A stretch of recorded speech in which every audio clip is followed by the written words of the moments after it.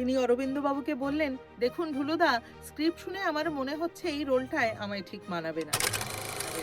এবার চিন্তায় পড়লেন অরবিন্দবাবু। তাহলে এবার উপায় কি? এ তো রীতিমতো সমস্যা। এই সমস্যা থেকে রক্ষা পাওয়ার রাস্তা উত্তম কুমার নিজেই বললেন।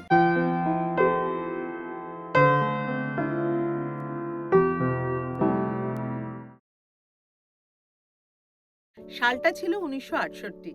সাহিত্যিক রাজকুমার মৈত্রের মাধবীলতা নামের একটি কাহিনী অবলম্বনে একটি ছবি বানানোর সিদ্ধান্ত নিলেন পরিচালক অরবিন্দ মুখোপাধ্যায়।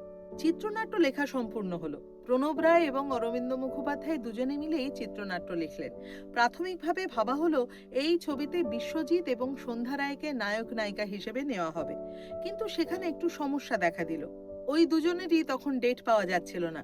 তখন সিদ্ধান্ত নেওয়া হলো নায়ক নায়িকা হিসেবে নেওয়া হবে উত্তম কুমার ও তনুজাকে।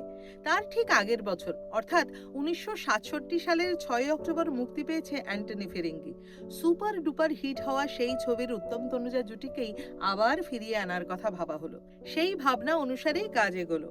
মহানায়ক উত্তম কুমারকে চিত্রনাট্য শোনালেন অরবিন্দ মুখোপাধ্যায়।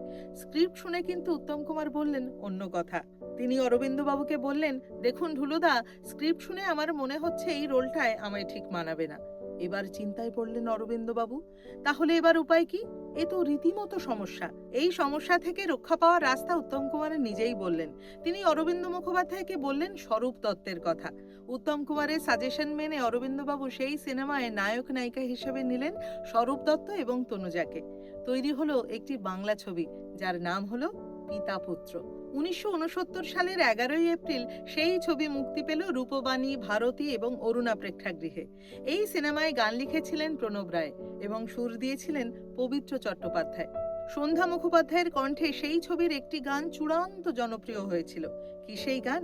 সেই গানটি হলো, হাসি ছিল, গান ছিল, সাথী ছিল সাথে, বুঝিনি তো তীর ছিল নিয়তির হাতে, দুদিনের মধুবেলা হলো অবসান, তীর বেথা পাখি আর গাইবে না গান, ভুলে গেছে জীবনের হাসি কলতান।